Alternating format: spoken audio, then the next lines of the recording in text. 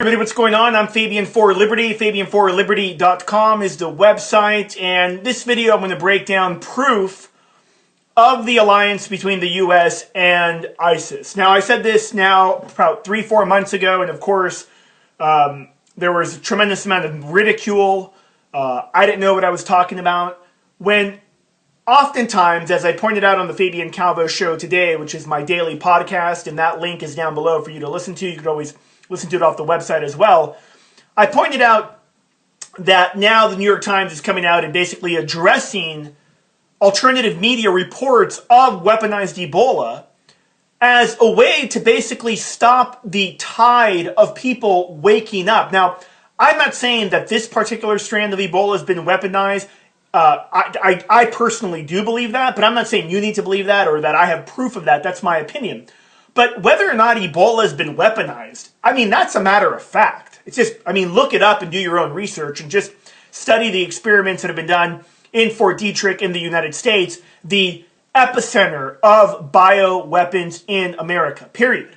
Okay, so just, I mean, so the conspiracy theorists are really people that at this point have a faith in government or in Obama or in Jamie Dimon or the IRS or the Department of Treasury or the Federal Reserve. They actually believe the official story. And the official story that we've heard now for 4 or 5 months has been like, oh my God, ISIS just appeared all of a sudden. We don't know. It's crazy. We got to go kill them and defeat them or destroy them because they are a radical Islamist sect.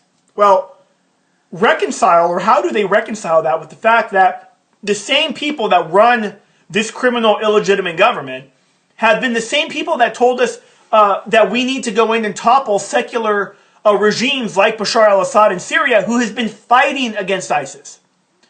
Now, again, whether or not you want to believe, even though it's just so verifiable and you can just do your research and find this out, but whether or not you want to believe the U.S. would openly finance, and the West, would openly finance and fund ISIS, and you think that's conspiracy, you're simply not dealing with reality.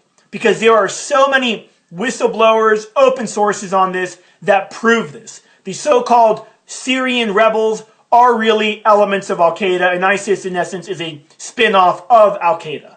It has been known since the Bush years, and even before that, that the West has openly funded radical jihadis to create destabilization, to go in and take the natural resources. That's the way the program works, gang.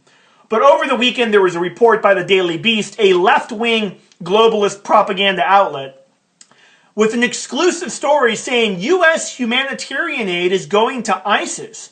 And it goes on to say, like, oh my God, it's like this crazy mistake. We didn't know it was happening. And, you know, it's really supposed to be going to the Syrian, the Syrian people in these besieged towns. Does that make sense to anybody? If you're looking to destroy an ally, was the U.S. dropping medicine and dropping, food to Germans that were against the Nazis during World War II? No. First, they had to destroy the enemy or destroy the Nazis, and then they could say, okay, well, now we can rebuild and what have you. We can do that. Same thing in Japan. Were they like dropping in food and medical supplies to people? No. They nuke them first, and then now, I don't agree with that, and I'm not saying, I'm just using historical analogies to show that if you really want to destroy an enemy, you don't give them food and you don't give them aid. Now, call me a conspiracy theorist, and I'm not a general, although I could probably do a better job than the ushers and the people, the ushers or the Walmart greeters that are running the Pentagon today, who are all traitors.